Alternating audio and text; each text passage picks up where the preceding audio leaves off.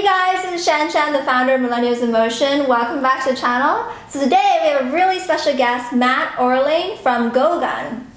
Hey everyone, great to be here. Pretty excited to talk about e-commerce and financial freedom. So Matt here makes over $200,000 a month, which is $2.5 million a year, selling a very special product on Shopify. If you stay until the end of this video, not only will you learn about how he built this business, but also what the product is. It's an exciting review, so make sure to stay until the end. And if you want to learn more about financial freedom and building an e-commerce business, then please like, subscribe to the channel, and hit the little ring bell. So Matt, first question, how did you start this e-commerce business? Well, I was running a startup actually a few years ago that had a YouTube component to it. And I met some other YouTubers through doing that. And that company ended up going bankrupt. But one of the YouTubers I met reached out to me and asked if I wanted to work with him. Wow, that's really interesting. So did you have a history with e-commerce? Did you have any background? Did you know how to start it? Yeah, so my last startup that I mentioned previously that ended up going bankrupt, we did sell some merchandise for that company. It was pretty limited, and we ran a Kickstarter and had to fulfill, set up a 3PL and stuff for that. We probably didn't sell a ton of stuff. After the initial Kickstarter, it was probably only $2,000 worth of merchandise a month on average. Mm-hmm. So it wasn't moving a ton of stuff, but I did have to go through the steps of setting up a Shopify site and setting up a payment processor and setting up a 3PL and just kind of like learning the terms of the industry a little bit. Okay, so it sounds like you had a little bit of experience with e-commerce, but not a ton.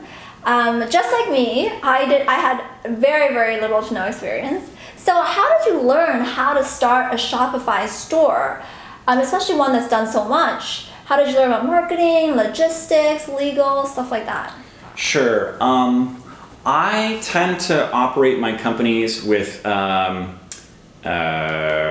idea that I'm just going to charge forward, and if I do something wrong or there's like a form that I didn't fill out correctly, some government entity or some company is going to send me a letter and say, hey, you did this wrong and here's a fine and you need to fix it.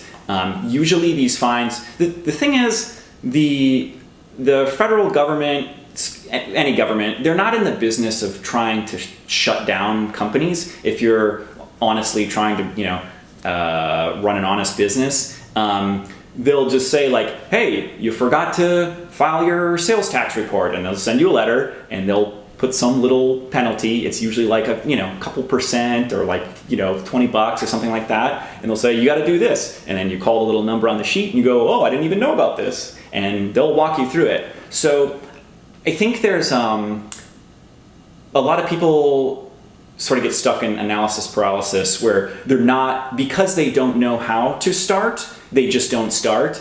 My recommendation is just like open an account and just like click forward and click whatever you need to click to start selling stuff. And if you're forgetting something, someone will let you know and you'll pay a very minimal fine, and just consider that the money you would have spent on some course or something like that. It's just the cost of learning. They're never like super crazy shut down the business fines.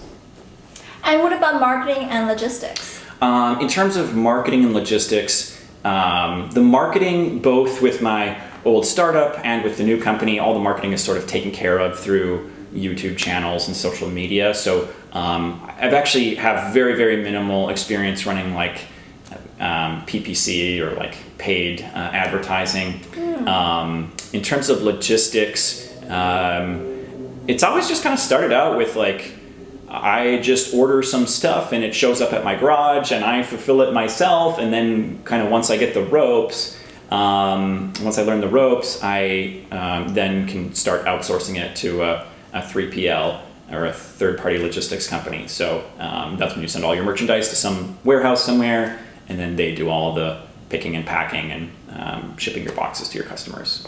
That's exactly what I did too, Matt. When I first started selling face masks, I started selling on Etsy, and I basically just fulfilled and shipped every customer's order myself. And then eventually when that grew and I knew the ropes, then I moved on to Amazon and had Amazon's warehouse and FBA fulfill it for me, which really helped it grow because I don't have that much time to fulfill masks. But I do really like that people start themselves just to learn how to do it the first time around.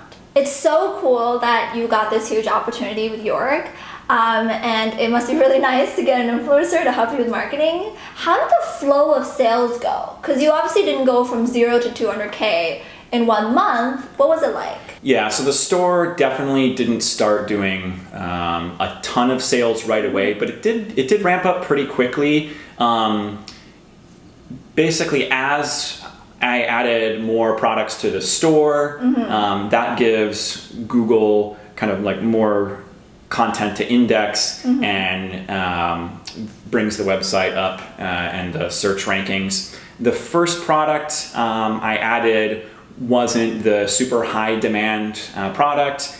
I think we probably did 17,000 in the first month. Then the other great thing with this company was because Jorg had built trust with his audience over a decade. He's been making YouTube videos for a decade, so his audience trusts him. He was able to say like, hey, go to this website and you can place an order for our products, which aren't in stock over there right now in the US. But they're gonna be, so you can place a pre-order and then Matt will get you those products when they're in stock. So actually I think by the second month, I did 90,000 in sales, and then the third month was 150K. It was between 115 and 150K, I think, and by the third month. And those were all pre-sales. So, because the company really didn't have a substantial amount of stock probably for the first like 4 months. A big container had to be loaded up in Germany and, sail across the ocean to get to the US before I actually had like a substantial amount of inventory. Okay, so during this journey that you've had, what would you say was your biggest fear? My biggest fear was, what if I buy a bunch of inventory and then nobody wants to buy it from me? I think that's my fear too. I think it's the biggest fear for anyone starting e-commerce. Yeah. I think the solution is you have to start small, and you have to it could happen. So I think just place a small order for your initial batch of inventory and to minimize your risk. I know how you feel, because when I first got my first shipment of face masks, it was just one box. And I remember staring at that box and looking at it and like, how in the world am I going to sell this? Yeah. And now it's like dozens and dozens of boxes later, and I've actually managed to sell through them, but it was definitely very scary. Yeah. So obviously being an entrepreneur is a continual thing. You're always learning. Is there anything that you wish you could learn more about right now? In terms of running a company, I think the next big thing that I need to get better at is hiring people and delegating tasks. Oftentimes when founders and entrepreneurs, they start their own company and they're doing everything right at the beginning, and they care so much. So everything is done to like a very high degree of detail. The customer experience is really great because the customers are talking to you on the phone and you're answering all the emails. The problem comes when that's too much work for one person to do, and so you hire somebody, and that person tends to, they don't have as much invested in the company as you, and so they don't care as much because they have things outside of just that company, whereas the founder tends to consume themselves with the company. So your first employee, really any employee, because they don't own as much equity as you have in the company, they're just not going to care. And so there are going to be things that probably get missed, and some things that go wrong, maybe a little bit more than what would happen if you just did everything yourself. And I think learning to let go of control, accept that some things are going to go wrong, and just know that that's part of the process. And you have to get through that kind of like valley of letting go of control over all the details to be able to grow the company. A lot of founders, I think, get stuck where they hire some people and then the customer experience gets worse a little bit because that employee doesn't know as much as the founder does. And so then the customers start complaining, and then the founder goes, this is the wrong direction, screw it, I'm just gonna fire all my employees and I'm just gonna go back to doing it all myself. And then you just end up in the same first problems you had anyways. So I think a lot of people kind of bounce back and forth from that, and they never actually kind of go all the way through that valley. Yeah, I've heard of founders who, when they start an e-commerce company, they will literally write 100-page manuals for their employees. Yeah. So that is one way to do it. Yep. So Matt, what do you think are the top 3 reasons that you succeeded when so many other people who launch Shopify stores fail? First I want to say that I owe like 90% of my success to Jorg, who was making YouTube videos for a decade, built up a huge audience, and actually sort of did all the R&D and started, kind of like created the product lines.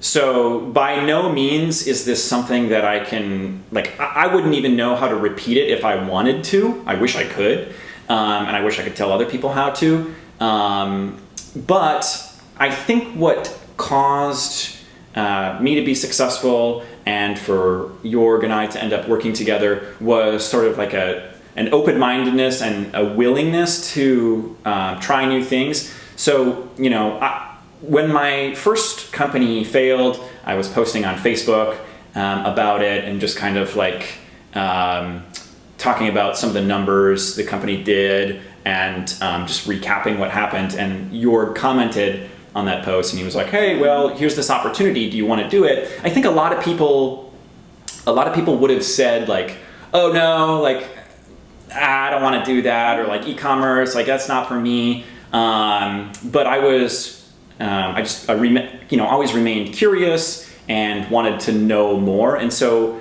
I think knowing what are the important questions you need to ask to sort of analyze how big of an opportunity it is. I asked Jorg well, how much sales are you doing right now with your business? And, which regions will I get? And, how much did you sell in the US last year? And so, he told me, that number, and I was like, well, if you sold that much in the US last year, then even if I only did that much, that would still be a great business. So it seems like it could be a good deal. But I think, I think a lot of people, they just wouldn't even entertain the offer. They would be like, well, I don't want to sell somebody else's products, or they would kind of find excuses why it wouldn't work.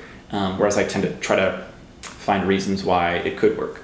Yeah, so in one of my YouTube videos, the top reasons people are not starting side hustles, one of it is fear of failure. They're so scared, they don't know what to do, they don't think they're smart enough, that they don't even try. So when someone hands you a huge opportunity, they're like, I don't know how to do it, sorry, find someone else.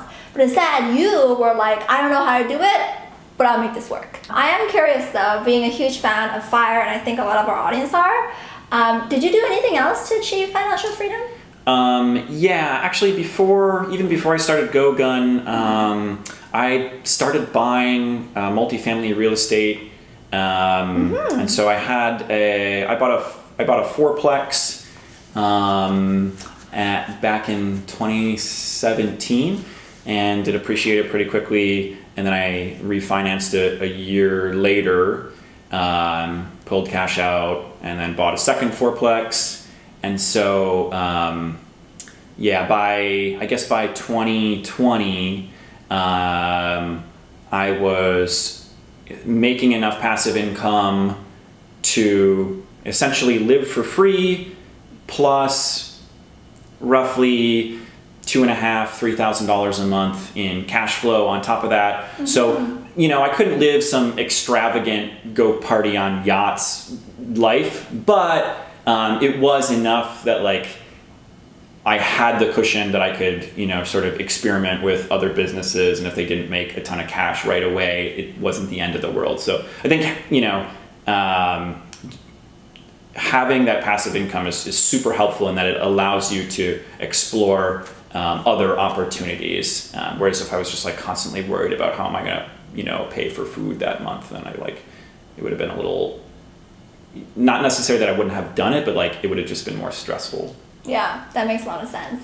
And I think a lot of us, we forget about the opportunity of multifamily real estate because, I personally bought a single family real estate, but multifamily real estate sounds like it has some pretty cool returns. Yeah. It's whenever you have more than one unit under the same roof, you kind of replace one roof. And, in my cases, it's like I replace one roof and it covers 4 units instead of having to replace 4 roofs.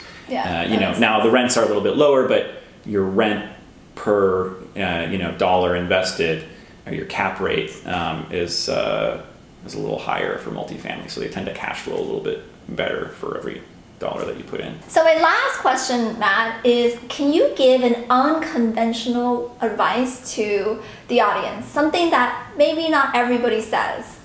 Yeah, I would say that going out and trying to make it on your own is very overrated. I think the average person, myself included, is going to learn is going to learn how to be successful a lot faster by basically getting close to somebody who's already successful, who's kind of already done it, and trying to work with them or work for them.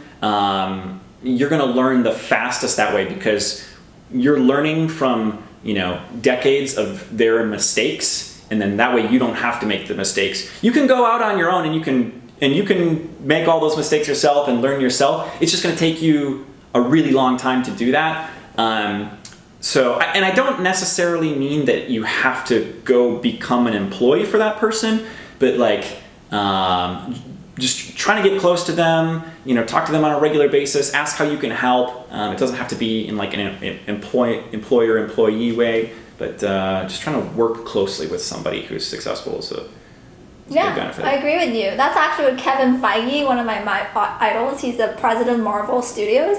That's what he did. At a young age, he became the assistant to one of the producers of X-Men, and it was from that he was able to learn the ropes and then quickly launched all the Marvel movies like Avengers at such a young age. So that's really good advice. So thanks so much for staying to the end. As we promised, we're going to reveal what the product is. So Matt, will you do the honors? Sure. So here I have with me, this is our best-selling product. It is a repeating crossbow. So most people know what like a bow and arrow is.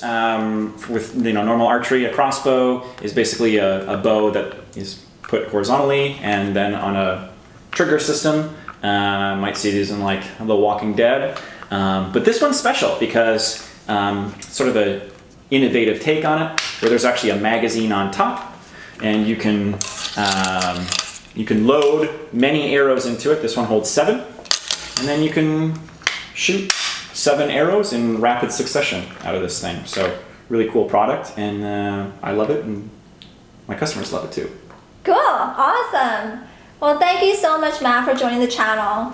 If you have any questions for Matt or me, please drop it in the comments below. I respond to 100% of all the comments. Thank you so much for watching, and we'll see you next time. Bye.